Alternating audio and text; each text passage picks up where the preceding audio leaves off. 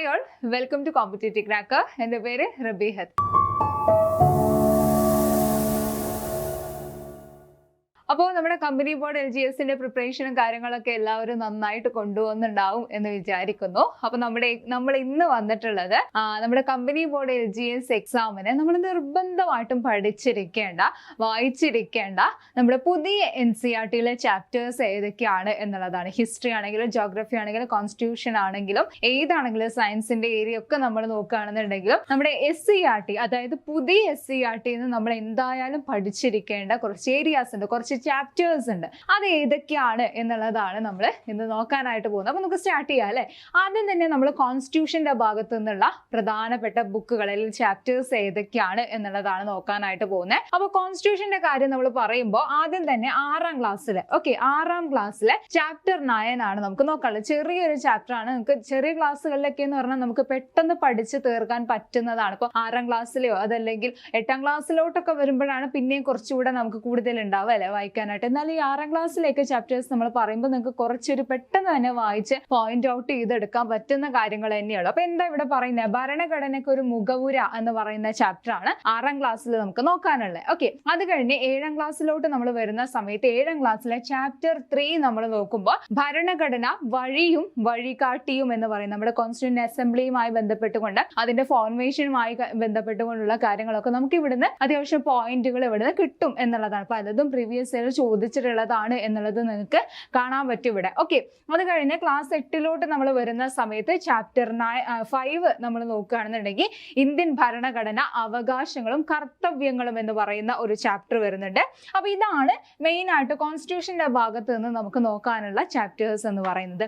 ഇനി ഇതോടൊപ്പം തന്നെ നമുക്ക് ഇമ്പോർട്ടന്റ് ആയിട്ട് വരുന്ന മറ്റൊരു ടെക്സ്റ്റ് അല്ലെങ്കിൽ മറ്റൊരു ചാപ്റ്റർ ആണ് നമ്മുടെ ക്ലാസ് 9 പഴയ SCERTയിലാണ്. പക്ഷെ അതുകൂടെ നമുക്ക് ഇവിടെ ഒന്ന് പഠിച്ചെടുക്കാം. ക്ലാസ് 9 നമ്മൾ ചാപ്റ്റർ 3 നോക്കുകയാണെന്നുണ്ടെങ്കിൽ ഭരണഘടന അവകാശങ്ങളും കർത്തവ്യങ്ങളും എന്ന് പറയുന്ന ഒരു ചാപ്റ്റർ കൂടെ നമുക്കിവിടെ നോക്കാനായിട്ട് വരുന്നുണ്ട് എന്നുള്ളതാണ്. ഓക്കെ, ഇനി നമ്മൾ അടുത്ത ഭാഗത്തോട്ട് പോകുന്ന സമയത്ത് കോൺസ്റ്റിറ്റ്യൂഷന്റെ ഭാഗത്ത് നിന്ന് തന്നെയാണ് ചാപ്റ്റർ 9 നമ്മൾ നോക്കുകയാണെന്നുണ്ടെങ്കിൽ ചാപ്റ്റർ 4ലെ ക്ലാസ് 9ലെ ചാപ്റ്റർ 4 നമ്മൾ നോക്കുകയാണെന്നുണ്ടെങ്കിൽ ഇന്ത്യൻ ഭരണഘടനയിലെ അധികാര വിന്യാസം എന്ന് പറയുന്ന ഒരു ഏരിയ ആണ്, അല്ലെങ്കിൽ ഒരു ചാപ്റ്റർ ആണ് നമുക്ക് പഠിക്കാൻ വരുന്നത്. ഓക്കെ, അതുപോലെ തന്നെ നമ്മൾ ക്ലാസ് 9ലെ 2-3 ചാപ്റ്റേഴ്സ് ഇവിടെ നോക്കാനായിട്ട് വരുന്നുണ്ട്. ക്ലാസ് 9ലെ ചാപ്റ്റർ 4 വരുന്നുണ്ട്, അതുപോലെ തന്നെ ചാപ്റ്റർ 7 വരുന്നുണ്ട്, ചാപ്റ്റർ 8 വരുന്നുണ്ട്. ഓക്കെ, ജനാധിപത്യത്തിന്റെ വ്യാപനം സ്ഥാപനങ്ങളിലൂടെ എന്ന് പറയുന്നത് വിവിധ കമ്മീഷനുകളെ കുറിച്ച് അതിന്റെ ഫോർമേഷനുമായി ബന്ധപ്പെട്ടുകൊണ്ടുള്ള കാര്യങ്ങളൊക്കെ പറയുന്ന ഒരു ചാപ്റ്റർ ആണ്. അതുപോലെ തന്നെ ക്ലാസ് 9ലെ തന്നെ ചാപ്റ്റർ 8 നമ്മൾ നോക്കുകയാണെന്നുണ്ടെങ്കിൽ ലിംഗവിവേചനം ഇല്ലാത്ത സമൂഹത്തിലേക്ക് എന്ന് പറയുന്ന ആ ഒരു ചാപ്റ്റർ കൂടെ നമുക്കിവിടെ പഠിച്ചു പോകാനായിട്ട് വരുന്നുണ്ട്. അപ്പോൾ 9ാം ക്ലാസ്സിലെ ഇത്രയും ചാപ്റ്റേഴ്സ് എന്ന് പറയുന്നത് പഠിച്ചിരിക്കുക എന്നുള്ളത് അവിടെ ഇമ്പോർട്ടന്റ് ആയിട്ട് വരുന്നതാണ്.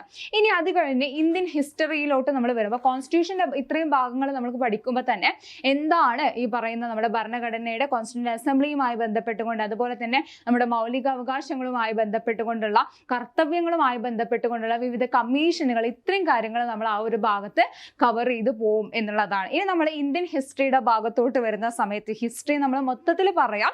ഹിസ്റ്ററി അത് കേരള ഹിസ്റ്ററി നമുക്ക്, അതുപോലെ തന്നെ ഇന്ത്യൻ ഹിസ്റ്ററി വരുന്നുണ്ട്. ഇത് നമുക്ക് Indian history Kerala history separate ആയിട്ട് തന്നെ പഠിച്ചു പോവാം, നോക്കി പോവാം. ഓക്കെ, ഇന്ത്യൻ ഹിസ്റ്ററിയുടെ കേസ് നമ്മൾ പറയുമ്പോൾ 8ാം ക്ലാസ്സിലെ 2 പ്രധാനപ്പെട്ട ചാപ്റ്റേഴ്സ് ആണ് നിങ്ങൾക്ക് നോക്കാനുള്ളത്. അധിനിവേശവും ചെറുത്തുനിൽപ്പുകളും എന്ന് പറയുന്നത് 1857 റിവോൾട്ടുമായി ബന്ധപ്പെട്ടുകൊണ്ടുള്ള കാര്യങ്ങളൊക്കെ ഇവിടെ നമുക്ക് പഠിച്ചു പോകാൻ വരുന്നുണ്ട്. ഓക്കെ, അപ്പോൾ 8ാം ക്ലാസ്സിലെ ചാപ്റ്റർ 1ഉം അതുപോലെ തന്നെ ചാപ്റ്റർ 2 നമുക്ക് ഇമ്പോർട്ടന്റ് ആണ്. ചാപ്റ്റർ 2 ഏതാ വരുന്നത്? ദേശീയ പ്രസ്ഥാനത്തിന്റെ ആവിർഭാവത്തിലേക്ക് എന്ന് പറയുന്ന ഒരു ചാപ്റ്റർ ഇവിടെ നോക്കാനായിട്ട് വരുന്നുണ്ട്. അപ്പോൾ 8ാം ക്ലാസ്സിൽ ഈ 2 ചാപ്റ്റേഴ്സ് നിങ്ങൾ പഠിച്ചു വെക്കുക. അത് കഴിഞ്ഞ് 10ാം ക്ലാസ്സിൽ നമ്മൾ നോക്കുമ്പോൾ 3 പ്രധാനപ്പെട്ട ചാപ്റ്റേഴ്സ് ആണ് നമുക്ക് 10ാം ക്ലാസ്സിൽ നോക്കാനായിട്ട് വരുന്നത്. 6, 7, 8. ഓക്കെ, അപ്പോൾ സ്വാതന്ത്ര്യത്തിനായുള്ള ബഹുജന മുന്നേറ്റം, സ്വതന്ത്ര ഇന്ത്യയുടെ വർത്തമാനം, ജനാധിപത്യം ഒരു ഇന്ത്യൻ അനുഭവം എന്ന് പറയുന്ന 10ാം ക്ലാസ്സിലെ ഈ 3 ചാപ്റ്റേഴ്സും എന്ത് ചെയ്യാം, നിങ്ങൾ അവിടെ പഠിച്ചു പോകാനായിട്ട്, പുതിയ SCERTയിൽ നിന്നും പഠിച്ചു പോകാനായിട്ട് ശ്രദ്ധിക്കുക. ഓക്കെ, ഇനി നമ്മൾ കേരള ഹിസ്റ്ററിയുടെ കേസിലോട്ട് പോകുന്ന സമയത്ത് ഇവിടെ 7ാം ക്ലാസ്സിലെ 8ാം ക്ലാസ്സിലെ 2 ചാപ്റ്റേഴ്സും അതുപോലെ തന്നെ 10ാം ക്ലാസ്സിലെ ഒരു ചാപ്റ്ററുമാണ് നമുക്ക് നോക്കാനുള്ളത്. 7ാം ക്ലാസ്സിൽ നമ്മൾ നോക്കുമ്പോൾ ചാപ്റ്റർ 4ഉം ചാപ്റ്റർ 12ഉം ആണ്. അനീതിയിൽ നിന്ന് നീതിയിലേക്ക്, അതുപോലെ തന്നെ ചരിത്രത്തിന്റെ ആധാരശിലകൾ എന്ന് പറയുന്ന ഈ 2 ചാപ്റ്റേഴ്സ് നമുക്ക് അവിടെ പഠിക്കാൻ വരുന്നുണ്ട്. ഇനി ക്ലാസ് 8ലെ ചാപ്റ്റർ 8 നമ്മൾ നോക്കുമ്പോൾ ദേശീയ പ്രസ്ഥാനവും കേരളവും എന്ന് പറയുന്ന ഒരു ചാപ്റ്ററും, അതുപോലെ തന്നെ പഴയ SCERTയിലെ നമ്മുടെ ക്ലാസ് 10ലെ പഴയ SCERTയിലെ ചാപ്റ്റർ 8 നമ്മൾ നോക്കുമ്പോൾ കേരളം ആധുനികതയിലേക്ക് എന്ന് പറയുന്ന ഈ ഒരു ചാപ്റ്റർ നമുക്ക് ഇമ്പോർട്ടൻ്റ് ആയിട്ട് വരുന്നതാണ്. അപ്പോൾ ഇത്രയും ഹിസ്റ്ററിയുടെ ഭാഗത്ത് നിന്ന് ഇന്ത്യൻ ഹിസ്റ്ററിയും കേരള ഹിസ്റ്ററിയും നമ്മൾ നോക്കുന്ന സമയത്ത് എന്താണ് ദേശീയ പ്രസ്ഥാനവുമായി ബന്ധപ്പെട്ടുകൊണ്ടുള്ള കാര്യങ്ങൾ, അതുപോലെ തന്നെ നമ്മുടെ 1857 റിവോൾട്ടുമായി ബന്ധപ്പെട്ടുകൊണ്ടുള്ള കാര്യങ്ങൾ, പിന്നെ അതുപോലെ തന്നെ നമ്മുടെ ഈ പറയുന്ന റിനൈസൻസ് ആൻഡ് റിഫോർമേഷനുമായി ബന്ധപ്പെട്ടുകൊണ്ടുള്ള കാര്യങ്ങളെല്ലാം ദേശീയ പ്രസ്ഥാനത്തിന്റെയും അതുപോലെ തന്നെ റിനൈസൻസ് ലീഡേഴ്സുമായി ബന്ധപ്പെട്ടുകൊണ്ടുള്ള കാര്യങ്ങളെല്ലാം എന്ത് ചെയ്യും, ഈ ഒരു ഭാഗത്ത് നിന്ന് നമുക്ക് ഇമ്പോർട്ടൻ്റ് ആയിട്ടുള്ള പോയിന്റ്സ് അവിടെ കവർ ചെയ്ത് പോകാനായിട്ട് പറ്റും എന്നുള്ളത്. അപ്പൊ എന്തായാലും നിങ്ങൾ എന്ത് ചെയ്യുക, നിങ്ങളുടെ പഠനത്തിൽ ഈ പറയുന്ന SCERT ചാപ്റ്റേഴ്സ് ഉൾപ്പെടുത്താനായിട്ട് ശ്രദ്ധിക്കുക എന്നുള്ളതാണ്. ഇനി അത് കഴിഞ്ഞ് നമ്മൾ ജോഗ്രഫിയുടെ ഭാഗത്തോട്ട് പോകുന്ന സമയത്ത് ജോഗ്രഫിയിൽ നമ്മൾ നോക്കുകയാണെന്നുണ്ടെങ്കിൽ 5ാം ക്ലാസ്സിൽ ഒരു ചെറിയ ചാപ്റ്റർ ആണ് നാടറിയാം എന്ന് പറയുന്ന ഒരു ചാപ്റ്റർ. ജസ്റ്റ് നിങ്ങൾക്കൊന്ന് വായിച്ചു വിടാനേ ഉണ്ടാവുള്ളൂ.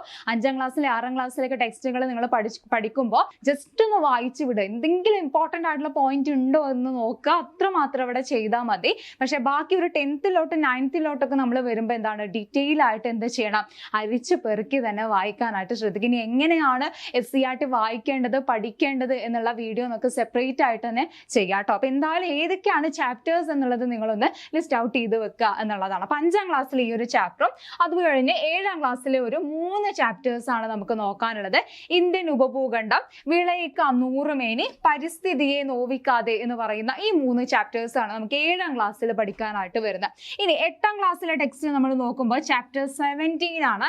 വൈവിധ്യങ്ങളുടെ സൗന്ദര്യം എന്ന് പറയുന്ന ഒരു ചാപ്റ്റർ ആണ് നമുക്ക് 8ാം ക്ലാസ്സിൽ പഠിക്കാനായിട്ട് വരുന്നത്. അപ്പൊ ഇത്രയും ചാപ്റ്റേഴ്സ് നമുക്ക് എന്താണ് ജോഗ്രഫിയിൽ ഇമ്പോർട്ടൻ്റ് ആയിട്ട് വരുന്നതാണ്. അതോടൊപ്പം തന്നെ നമുക്ക് എന്താണ് ഈ പറയുന്ന 8ാം ക്ലാസ്സിലെ 2 പ്രധാനപ്പെട്ട ചാപ്റ്റേഴ്സ് 9ാം ക്ലാസ്സിലെ 2 പ്രധാനപ്പെട്ട ചാപ്റ്റേഴ്സ് നമുക്ക് വരുന്നുണ്ട് എന്നുള്ളതാണ് കേട്ടോ. അപ്പോൾ ഏതൊക്കെയാണ് ചാപ്റ്റേഴ്സ് വരുന്നത്? നട്ടു നനയ്ക്കാം നന്മകൾ ചെയ്യാം എന്ന് പറയുന്ന ഒരു ചാപ്റ്ററും, അതുപോലെ തന്നെ നമ്മൾ റിപ്പീറ്റേഷൻ വന്നതാണ്. പിന്നെ അതുപോലെ തന്നെ 9ാം ക്ലാസ്സിൽ നമ്മൾ നോക്കുന്ന സമയത്ത് തീരങ്ങളിലൂടെ എന്ന് പറയുന്ന ഒരു ചാപ്റ്റർ വരുന്നുണ്ട്. അതുപോലെ തന്നെ 9ാം ക്ലാസ്സിലെ തന്നെ ചാപ്റ്റർ 1 ആയിട്ടുള്ള ലോകത്തിന്റെ നെറുകയിൽ എന്ന് പറയുന്ന ഒരു ചാപ്റ്റർ കൂടെ ഇവിടെ വരുന്നുണ്ട്. ഓക്കെ, അപ്പൊ ഇത്രയും ചാപ്റ്റേഴ്സ് എന്താണ് നമുക്ക് ജോഗ്രഫിന്ന് ഇമ്പോർട്ടൻ്റ് ആയിട്ട് വരുന്നതാണ്. ഓക്കെ, 5ാം ക്ലാസ്സിലുണ്ട്, 7ാം ക്ലാസ്സിലുണ്ട്, 8ാം ക്ലാസ്സിലെ 3 ചാപ്റ്റേഴ്സ് വരുന്നുണ്ട്.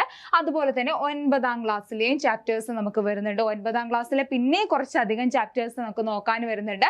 4 പ്രധാനപ്പെട്ട ചാപ്റ്റേഴ്സ് ആണ് ജോഗ്രഫിയിൽ നമ്മൾ നോക്കുമ്പോൾ 4ാം ക്ലാസ്സിൽ പഠിക്കാനായിട്ട് വരുന്നത്. 4ാമത്തെ അല്ലെങ്കിൽ ആ ഒരു 4 പ്രധാനപ്പെട്ട ചാപ്റ്റേഴ്സ് ആണ് നമുക്ക് ഈ പറയുന്ന 9ാം ക്ലാസ്സിലുള്ള പ്രധാനപ്പെട്ട ചാപ്റ്റേഴ്സ് ആയിട്ട് നോക്കാൻ വരുന്നത്. വിശാല സമതല ഭൂവിൽ എന്ന് പറയുന്ന ഒരു ചാപ്റ്റർ വരുന്നുണ്ട്. അതുപോലെ തന്നെ ഭൗമചരിത്രം ഉറങ്ങുന്ന പീഠഭൂമി എന്ന് പറയുന്ന മറ്റൊരു ചാപ്റ്റർ വരുന്നുണ്ട്. എല്ലാം 9ാം ക്ലാസ്സിൽ തന്നെയാണ്. പിന്നെ അതുപോലെ തന്നെ ചാപ്റ്റർ 7 ആയിട്ടുള്ള മണലാരണ്യത്തിലൂടെ എന്ന് പറയുന്ന മറ്റൊരു ചാപ്റ്റർ ഇവിടെ വരുന്നത്. അപ്പൊ പ്രധാനമായിട്ട് നമുക്ക് 4 ചാപ്റ്റേഴ്സ് ആണ് 9ാം ക്ലാസ്സിൽ നിന്ന് വരുന്നത് എന്നുള്ളത് അവിടെ നോട്ട് ചെയ്ത് വെക്കുക. പിന്നെ അത് കഴിഞ്ഞ് ക്ലാസ് 10-ലോട്ട് നമ്മൾ നോക്കുന്ന സമയത്ത് ക്ലാസ് 10-ലെ ജീവശാസ്ത്രവും സാങ്കേതിക വിദ്യയും എന്ന് പറയുന്ന ഒരു ടോപ്പിക് കൂടെ അവിടെ വരുന്നതായിട്ട് നമുക്ക് കാണാൻ പറ്റുന്നുണ്ട്. ഓക്കെ, ഇനി അടുത്തതായിട്ട് കെമിസ്ട്രിയുടെ ഭാഗത്തോട്ട് നമ്മൾ പോകുമ്പോൾ, അപ്പൊ നമ്മൾ ഇത്രയും നേരം സോഷ്യലുമായി ബന്ധപ്പെട്ടുകൊണ്ടുള്ള കാര്യങ്ങളാണ് പറഞ്ഞത്. സോഷ്യലിലെ പ്രധാനപ്പെട്ട ചാപ്റ്റേഴ്സ് ഏതൊക്കെയാണ് എന്നുള്ള കാര്യമാണ് പറഞ്ഞത്. ഇനി നമുക്ക് സയൻസിന്റെ ഭാഗത്തോട്ട് പോവാം അല്ലെ. അപ്പൊ സയൻസിലെ പ്രധാനപ്പെട്ട SCERT ചാപ്റ്റേഴ്സ് നിങ്ങളുടെ പഠനത്തിൽ എന്തായാലും ഉൾക്കൊള്ളിച്ചിരിക്കേണ്ടത് ഏതൊക്കെയാണ് എന്നുള്ളതാണ് നമ്മൾ നോക്കുന്നത്. കെമിസ്ട്രിയിൽ നമ്മൾ നോക്കുമ്പോൾ 8ാം ക്ലാസ്സിലെ 3 ചാപ്റ്റേഴ്സ് നമുക്ക് വരുന്നുണ്ട്. ഏതൊക്കെയാണ്? 6ഉം 5ഉം 15ാമത്തെ ചാപ്റ്റേഴ്സ് ആണ് വരുന്നത്. അലോഹങ്ങൾ ഇമ്പോർട്ടന്റ് ആണ്. മൂലകങ്ങളും സംയുക്തങ്ങളും ഇമ്പോർട്ടന്റ് ആയിട്ട് വരുന്നതാണ്. പദാർത്ഥങ്ങളുടെ രസതന്ത്രം എന്ന് പറയുന്ന ഈ 3 ചാപ്റ്റേഴ്സ് നമുക്ക് 8ാം ക്ലാസ്സിലെ ചാപ്റ്റേഴ്സ് പഠിക്കാനുള്ളതാണ്. അത് കഴിഞ്ഞ് 9ാം ക്ലാസ്സിലോട്ട് നമ്മൾ നോക്കുമ്പോൾ 9ാം ക്ലാസ്സിലെ ആറ്റത്തിന്റെ ഘടന എന്ന് പറയുന്ന ഈ ഒരു ചാപ്റ്റർ കൂടെ നിങ്ങൾ എന്ത് ചെയ്യുക, പഠിച്ചു വെക്കാനായിട്ട് ശ്രദ്ധിക്കുക. ഓക്കെ, അത് കഴിഞ്ഞ് നമ്മൾ 9ാം ക്ലാസ്സിലെ തന്നെ ചാപ്റ്റർ 2 ആയിട്ടുള്ള പീരിയോഡിക് ടേബിൾ അവിടെ നോക്കാനുണ്ട്. പിന്നെ 10ാം ക്ലാസ്സിൽ ഒരു 3 ചാപ്റ്റർ കൂടെ നമുക്ക് ഇവിടെ പഠിക്കാൻ വരുന്നുണ്ട്. ലോഹങ്ങള്, പീരിയോഡിക് ടേബിളും ഇലക്ട്രോൺ വിന്യാസം വിന്യാസവും അതുപോലെ തന്നെ വ്യാവസായിക പ്രാധാന്യമുള്ള ചില സംയുക്തങ്ങൾ എന്ന് പറയുന്ന ഈ 3 ചാപ്റ്റേഴ്സ് നമുക്ക് 10ാം ക്ലാസ്സിൽ നോക്കാനായിട്ട് വരുന്നുണ്ട്. അപ്പൊ ഇത്രയും ഭാഗങ്ങൾ എന്ന് പറയുന്നത് കെമിസ്ട്രിയുടെ ഭാഗത്ത് നിന്ന് നമുക്ക് ഇമ്പോർട്ടന്റ് ആയിട്ട് വരുന്നതാണ് എന്നുള്ളതൊന്ന് അവിടെ നോട്ട് ചെയ്ത് വെക്കുക. ഇനി അത് കഴിഞ്ഞ് ബയോളജിയിലെ പ്രധാനപ്പെട്ട ഏരിയാസ് അല്ലെങ്കിൽ ECERT ചാപ്റ്റേഴ്സ് നമ്മൾ നോക്കുമ്പോൾ 6ാം ക്ലാസ്സിലെ ഒരു ചെറിയ ചാപ്റ്റർ ആണ് ആഹാരത്തിലൂടെ ആരോഗ്യം എന്ന് പറയുന്ന ഒരു ചാപ്റ്റർ. അത് കഴിഞ്ഞ് 9ാം ക്ലാസ്സിലെ ഒരു 2 ചാപ്റ്റർ നമുക്ക് നോക്കാനായിട്ട് വരുന്നുണ്ട്. ദഹനവും പോഷക സംവഹനവും എന്ന് പറയുന്ന ഒരു ചാപ്റ്ററും അതുപോലെ തന്നെ ചലനത്തിന്റെ പിന്നിൽ എന്ന് പറയുന്ന ഒരു ചാപ്റ്റർ കൂടെ നോക്കാനുണ്ട്. 10ാം ക്ലാസ്സിൽ നമുക്ക് പ്രധാനമായിട്ട് 3 എണ്ണമാണ് 3 പ്രധാനപ്പെട്ട ചാപ്റ്റേഴ്സ് ആണ് നമുക്ക് 10ാം ക്ലാസ്സിൽ നോക്കാനുള്ളത്. സംവേദങ്ങൾക്ക് പിന്നിൽ, അതുപോലെ തന്നെ ജീവന്റെ ജനിതകം, ജീവികളിലെ രാസസംവേദനം എന്ന് പറയുന്ന ഈ ഒരു ചാപ്റ്ററുമാണ് നമുക്ക് നോക്കാനായിട്ട് വരുന്നത്. അപ്പൊ ഇത്രയും ചാപ്റ്റേഴ്സ് നിങ്ങൾ എന്ത് ചെയ്യുക, ബയോളജിയുടെ ഭാഗത്തു നിന്ന് പഠിച്ചു പോവുക. ബയോളജി കഴിഞ്ഞ് നമുക്ക് ബയോളജി തന്നെ വരുന്നതാണ് ഈ പറയുന്ന ചാപ്റ്റേഴ്സ് അല്ല.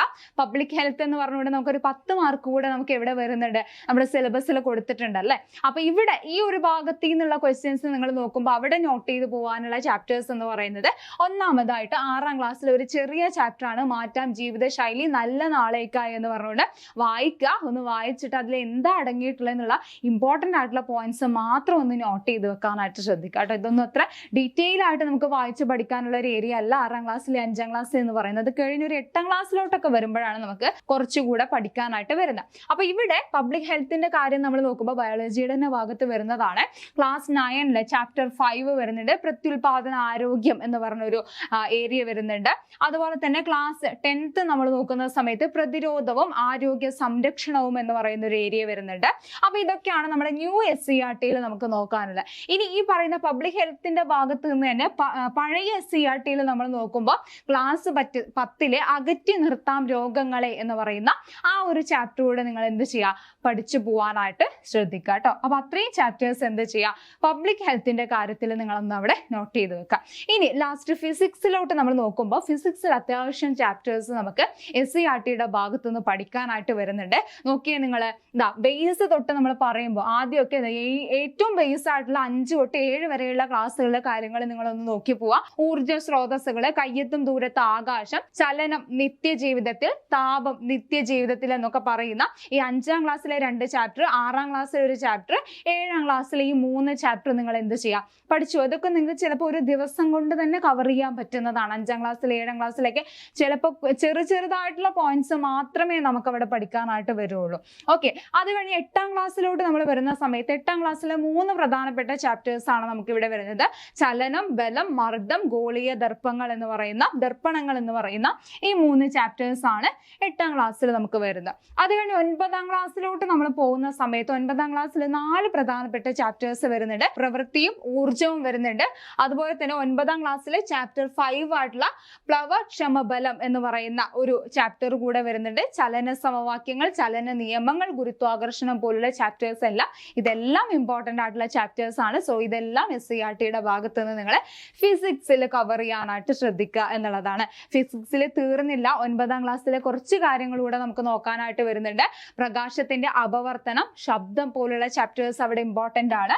അതുപോലെ തന്നെ ക്ലാസ് 10th നമ്മൾ നോക്കുമ്പോൾ ശബ്ദ തരംഗങ്ങൾ, ലെൻസുകൾ, കാഴ്ചയും വർണ്ണങ്ങളുടെ ലോകവും എന്ന് പറയുന്ന ഈ ചാപ്റ്റേഴ്സ് നിങ്ങൾ എന്ത് ചെയ്യുക, 10ാം ക്ലാസ്സിലെ ഫിസിക്സിന്റെ ഭാഗത്തുനിന്ന് കവർ ചെയ്ത് പോകാനായിട്ട് ശ്രദ്ധിക്കുക. അപ്പൊ ഫിസിക്സിൽ നമുക്ക് അത്യാവശ്യം SCERT ഭാഗങ്ങൾ കവർ ചെയ്യാനായിട്ട് വരുന്നുണ്ട് കേട്ടോ. അപ്പൊ ഇത്രയൊക്കെയാണ് നമുക്ക് ഈ പറയുന്ന കമ്പനി ബോർഡ് LGS-നെ ഫോക്കസ് ചെയ്ത് നമ്മൾ പഠിക്കുന്ന സമയത്ത് SCERT-യിൽ എന്തായാലും നിങ്ങൾ പഠിച്ചിരിക്കേണ്ട ഏരിയാസ് എന്ന് പറയുന്നത്. SCERT-ന്റെ ഇമ്പോർട്ടൻസ് എന്താണ്, പ്രീവിയസ് ഇയർ ക്വസ്റ്റ്യൻസ് പോലെ തന്നെ നമുക്ക് ഇമ്പോർട്ടന്റ് ആയിട്ടുള്ള ഒരു ഏരിയ ആണ്, അല്ലെങ്കിൽ ഇമ്പോർട്ടന്റ് ആയിട്ടുള്ള ഭാഗമാണ് ഈ പറയുന്ന SCERT-കൾ എന്ന് പറയുന്നത്. അപ്പൊ SCERT-ന്റെ ഭാഗത്ത് നിന്നുള്ള ഇത്രയും ചാപ്റ്റേഴ്സ് നിങ്ങൾ എന്ത് ചെയ്യുക, തറവാക്കി വെക്കുക. ചെറിയ ചാപ്റ്റേഴ്സ് അല്ലെങ്കിൽ ചെറിയ ക്ലാസ്സിലെ ചാപ്റ്റേഴ്സ് ഒക്കെ എന്ത് ചെയ്യുക, ഒരു വായനയിൽ തന്നെ തീർക്കാൻ പറ്റുന്ന, ഒരു ദിവസം കൊണ്ട് തന്നെ നമുക്ക് കംപ്ലീറ്റ് ചെയ്യാൻ പറ്റുന്ന ഏരിയാസ് മാത്രമേ ഉണ്ടാവുള്ളൂ. അപ്പോൾ അങ്ങനെയുള്ള ചാപ്റ്റേഴ്സ് പെട്ടെന്ന് തന്നെ കംപ്ലീറ്റ് ചെയ്തുകൊണ്ട് നിങ്ങളുടെ പഠനം നന്നായിട്ട് തന്നെ മുന്നോട്ട് കൊണ്ടുപോകാനായിട്ട് ശ്രദ്ധിക്കുക കേട്ടോ. അപ്പോൾ നമ്മുടെ കോമ്പറ്റേറ്റീവ് ക്രാക്കറിലാണെങ്കിലും നമ്മൾ LGSന്റെ കോഴ്സുകൾ നമ്മൾ സ്റ്റാർട്ട് ചെയ്തിട്ടുണ്ട്. കൃത്യമായിട്ടുള്ള ഒരു സ്റ്റഡി പ്ലാനോട് കൂടിയിട്ട്, അതുപോലെ തന്നെ കൃത്യമായിട്ട് മോക്ക് ടെസ്റ്റുകൾ, previous year questions, SCRT base ചെയ്തുകൊണ്ടുള്ള അതുപോലെ തന്നെ PSC എക്സാമുകൾ ഫോക്കസ് ചെയ്തുകൊണ്ടുള്ള ക്ലാസ്സുകളും റെക്കോർഡഡ് ലൈവ് ക്ലാസ്സുകളും അതുപോലെ തന്നെ കൃത്യമായിട്ടുള്ള ഒരു മെന്റർഷിപ്പും കാര്യങ്ങളൊക്കെ അടങ്ങുന്നതാണ് ഈ ഒരു ബാച്ച്. അപ്പോൾ ഈ ഒരു ബാച്ചിനെ കുറിച്ചിട്ടുള്ള കൂടുതൽ ഡീറ്റെയിൽസ് അറിയുന്നതിനായിട്ട് നിങ്ങൾക്ക് ഇവിടെ കോൺടാക്ട് ചെയ്യാവുന്നതാണ്. ഇതിൽ നമ്പർ കാര്യങ്ങൾ കൊടുത്തിട്ടുണ്ട്. അപ്പോൾ അതെല്ലാം ഉണ്ടെങ്കിൽ നമ്മൾ താഴെ ഗൂഗിൾ ഫോം കാര്യങ്ങൾ പ്രൊവൈഡ് ചെയ്യാം. അതിന് നിങ്ങൾക്ക് എന്ത് ചെയ്യാം, നിങ്ങളുടെ ക്വറീസും കാര്യങ്ങളും അറിയിക്കാവുന്നതാണ്. അതോടൊപ്പം തന്നെ നമുക്കറിയാം നമ്മുടെ കമ്പനി ബോർഡ് LGSന് ഏറ്റവും ഇമ്പോർട്ടൻ്റ് ആയിട്ടുള്ള ഒരു ഏരിയ ആണ് നമ്മുടെ കറണ്ട് അഫെയർസ് എന്ന് പറയുന്നത് അല്ലേ.